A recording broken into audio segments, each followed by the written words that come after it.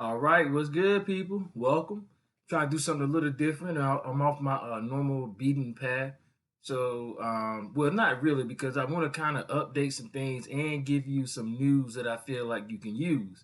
And what I mean by that is, it's a lot of news that's been happening around us that's not being like publicized. You know what I mean? Like always, it's getting pushed to the back.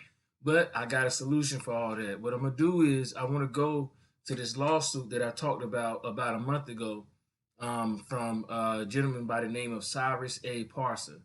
And what I mean in this lawsuit is, let me start with the first thing, because there's a lot of people who are implicated in this lawsuit, and it ties into this whole Pizzagate, Obamagate, WeChat, uh, what else? Wuhan, Netflix. It ties into all of this. And a lot of people don't believe what's happening is really happening. So what I'm gonna do is I'm gonna show you where these people are mentioned in this lawsuit, and then I'm gonna show you recent cases where this evidence is being brought out. Literally. Watch what I do right here now. Check this. So first thing is up here that I want to point out is Neuralink. Neuralink is owned by Elon Musk. You know what I'm saying? Both Neuralink and Elon Musk are up here, right?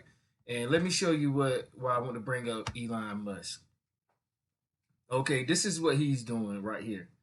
Uh, I think it was August 28th. Elon Musk has unveiled a pig called Gertrude with a coin-sized computer chip in her brain to demonstrate his ambitious plans to create a working brain-to-machine interface. It's kind of like a Fitbit for your in your skull with tiny wires. The billionaire entrepreneur said on the webcast, and that was Joe Rogan webcast. I remember watching that too. His startup Neuralink applied to launch human trials last year, so that means they've been developing this for a while, and they've been trying to do like a human startup for a few years now. He just said they applied last year. They probably applied before that. But my thing is about Neuralink and having a chip. Because if you read down further in the article, they explain it like it's going to help people with neurological conditions.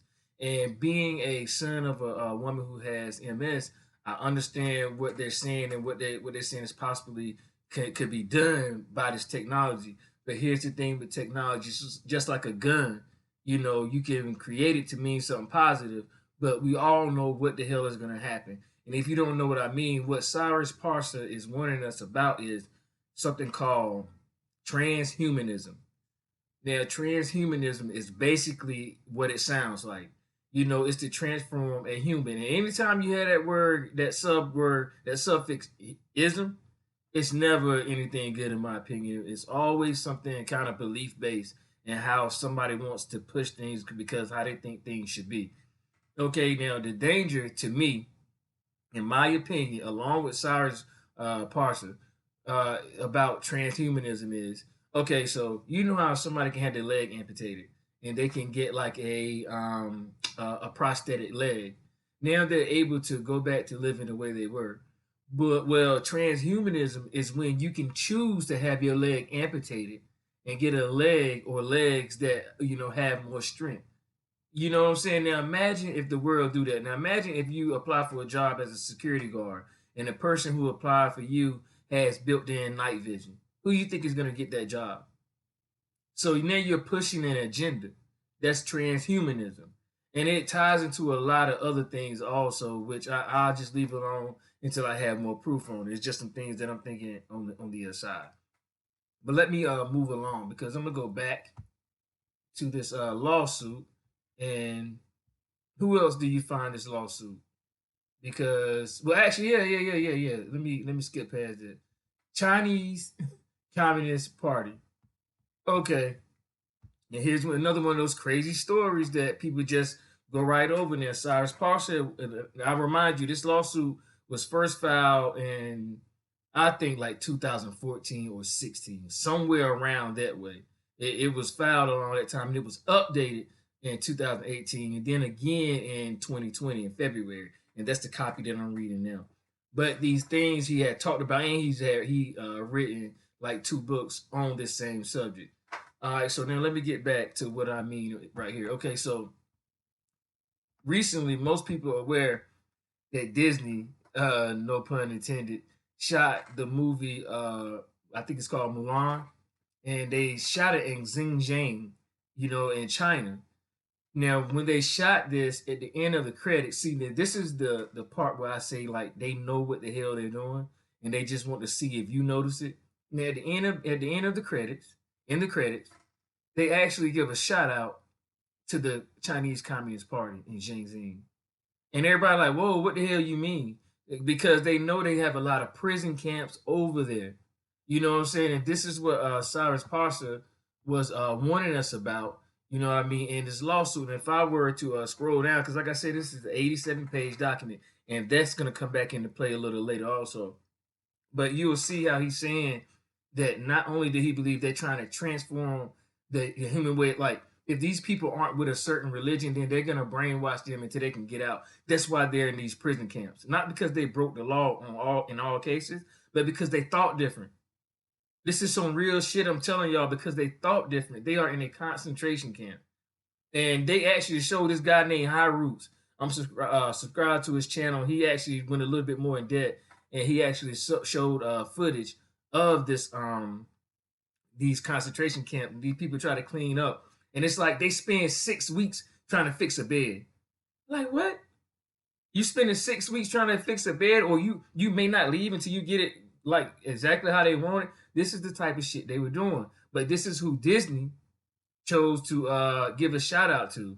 And like I said, it's all subliminal. And I'm gonna do another video on something mentioning Netflix, because Netflix did some real slick shit on September the 9th, and nobody really called it. But let me go ahead and tell you what they did.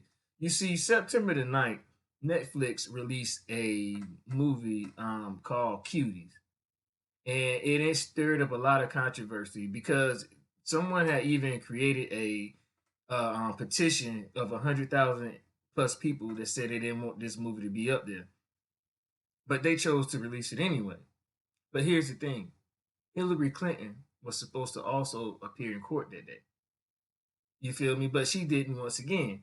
And I already knew this because I read about it like 2 or 3 weeks prior to that. But I'm just saying they do stuff like this, just so happen to be the same day.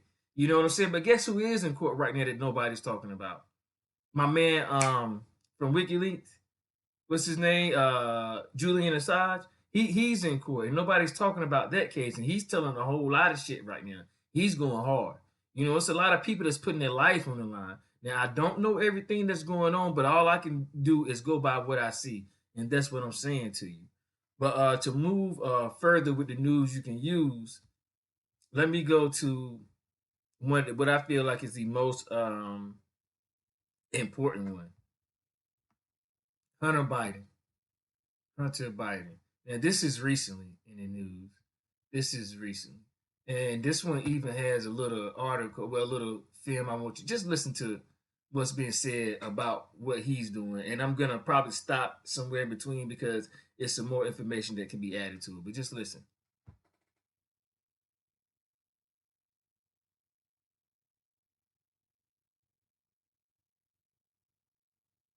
If you have arthritis and you eat tomatoes, you need to see this. A new study has come out that proves eating tomatoes can make your arthritis pain worse. In this short video, I'll show you. Joe Biden's son, Hunter, is emerging as an issue in the presidential campaign. We're learning new information tonight about a Senate Republican investigation into the younger Biden. Chief Congressional Correspondent Mike Emanuel has details. The 87-page report says in 2015, two senior State Department officials, George Kent and Amos Hochstein, raised concerns to Vice President Joe Biden's office and even with Biden personally about the... Okay, don't forget, remember I said 87-page report, right? I said, they just said 87-page report. How many pages did I tell you this report was? Perception of a conflict of interest regarding Hunter Biden's role on Burisma's board. Quote, despite the efforts of these individuals, their concerns appear to have fallen on deaf ears. And warning of the risk of undermining U.S. policy in Ukraine, quote, officials within the Obama administration ignored the glaring warning signs when the vice president's son joined the board of a company owned by a corrupt Ukrainian. Come on, really? I'm doing a video here in that service. Okay. Well, you know what? I really don't even need to play the rest of that video. Because basically what's going on, he worked with a company. Let me see. He worked with a company by the name of Brisma.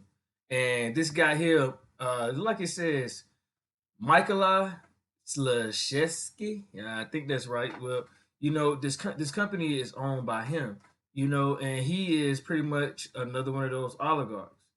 So, and this is the thing. This is what kills me. This is why I backed it from politics. The media has lied on Trump so bad that he gets away with lying. You understand what I'm saying? And I mean, it's like it gets to a point where his base is like, they know you lying. It's like, dude, like, stop the shit. It's like you keep you keep lying on him and lying on him. Then when he tells a lie, it gets pushed underneath the rug because they were chasing him this entire time with Russia, and he won't even own that shit. He was doing something completely damn different, but y'all didn't even, you know what I'm saying? You didn't even notice it because you were so busy lying. And now when it comes back to it, now how do you say, the roosters come home to crow, or the hens hatch, or whatever that old saying is, this shit is happening right now. Because look what the DMC is involved with. You feel me? It's right back to Ukraine. And what ever happened to Paul Manafort? You know what I'm saying? He was involved in Ukraine too. You trying to tell me they don't have any type of connections? And this is what I be saying. It's no way in the hell it can be all Democrats. It's no way. You trying to tell me the left, the complete left, is just dirty and rotten, and nobody on the right is? Like, come on, man. It's a bigger story being told here. And I think we need to look deeper. But I still got to report what I see. And what I see is, in my opinion, Trump has to be an outsider. I don't know for sure. I don't know if he wanted to join the club and couldn't. But it's no way that this could be going on right now if he was a part of all this shit, unless this is like the biggest flip of all time. You know what I'm saying? That's just my opinion. But I don't trust politics. You know what I'm saying? So I'm kind of biased. But I have to report the facts, and I have to show you what I'm seeing. And right now, I am seeing a bunch of dirty Democrats. But I have noticed Republicans are being very silent right now. The only person on the right that's talking is Trump. Pence is even quiet. Where the hell is he? Has he said anything in the last few weeks?